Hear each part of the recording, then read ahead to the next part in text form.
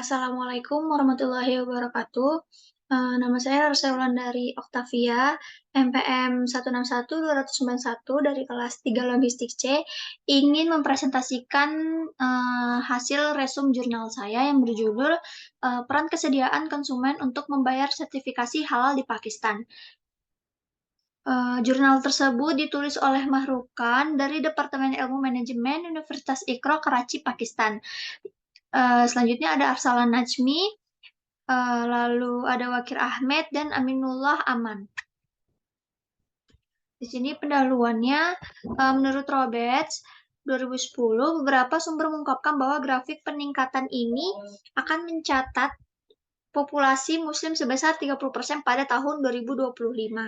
Khususnya konsep halal akan mendapatkan perhatian yang signifikan di seluruh dunia.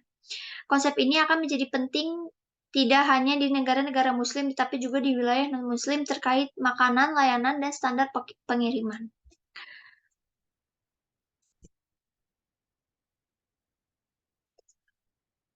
Selanjutnya, studi empirisnya, yaitu TPB adalah salah satu teori yang paling populer untuk mendefinisikan niat konsumen yang kemudian mengarah pada perilaku konsumen. Jadi, di jurnal tersebut ini menggunakan teori TPB. Dalam penelitian ini, kami menggunakan TPB untuk mendukung model kami karena teori ini mengidentifikasi faktor-faktor yang mempengaruhi kesediaan konsumen untuk membayar suatu produk atau jasa. Selain itu, teori ini mendukung konsep halal dan sikap konsumen terhadap sertifikasi halal.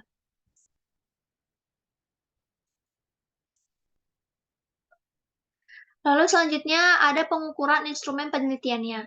Yang pertama, bagian demografis berisi semua informasi pribadi dan profesional responden.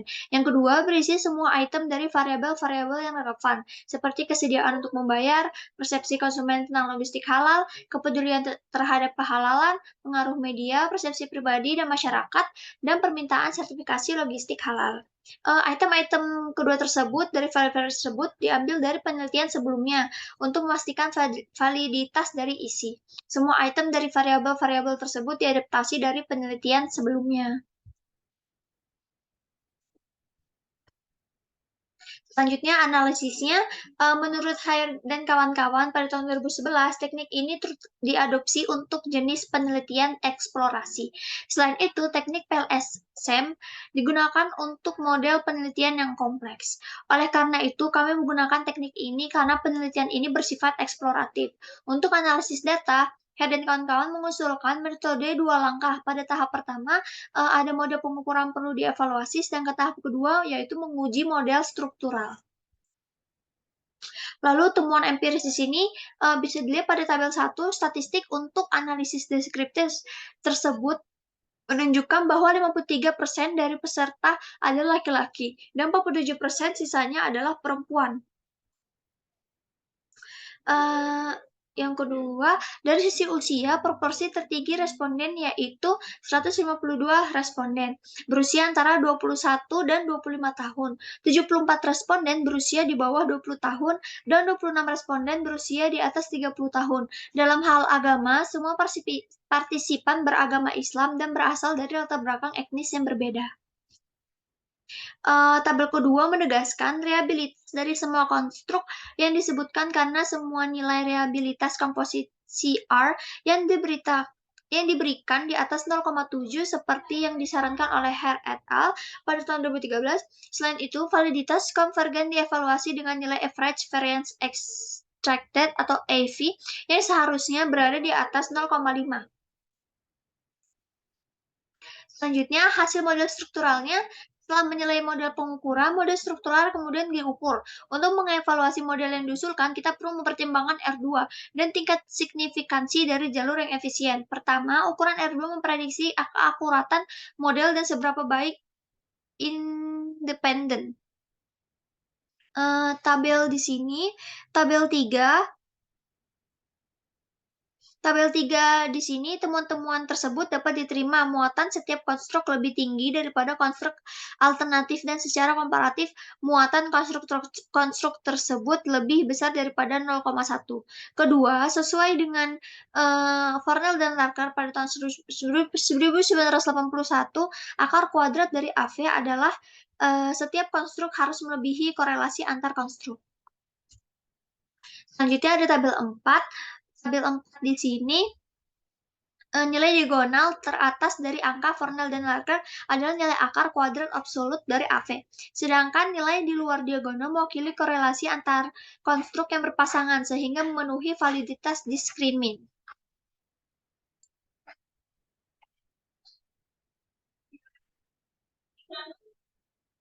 Lalu selanjutnya variabel di atas ini menjelaskan variabel dependen.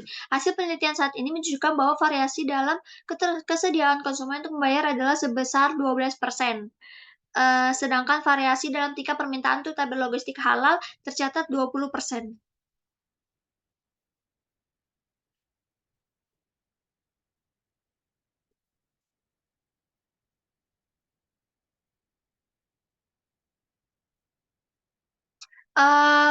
Pada tabel 5 di sini mendukung H-1, H2, H3, dan H5, namun menolak H4. Kepedulian terhadap kehalalan berhubungan secara signifikan dan positif dengan kesediaan konsumen. Menurut Alam dan Sayuti, konsumen bersedia mengkonsumsi produk dan jasa halal karena prinsip-prinsip Islam. Temuan ini serupa dengan Fatih dan kawan-kawan. Selain itu, pengaruh media secara langsung berhubungan dengan kemauan konsumen dan juga ditemukan signifikan.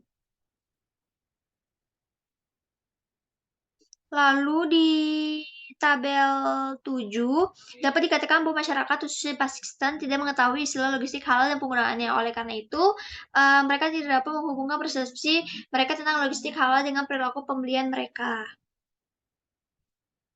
Selanjutnya di sini ada kesimpulan.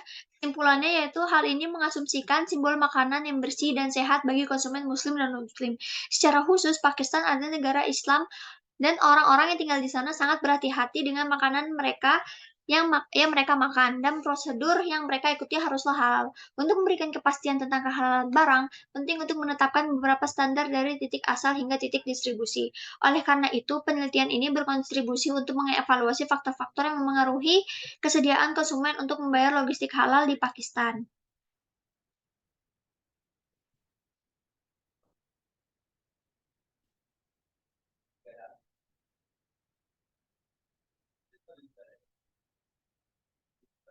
Untuk analisis datanya digunakan instrumen partial least square atau PLS. Teknik pengambilan sampel tidak acak digunakan untuk pengumpulan data. Sebanyak 302 responden berpartisipasi dalam penelitian ini. Sebelum menganalisis hasil, kami menilai validitas dan reliabilitas instrumen. Selanjutnya, kami meriksa model struktural yang diusulkan dengan menggunakan uji statistik yang berbeda. Sekian. Baik, sekian presentasi resume jurnal yang telah saya paparkan. Kurang lebihnya saya mohon maaf. Wassalamualaikum warahmatullahi wabarakatuh.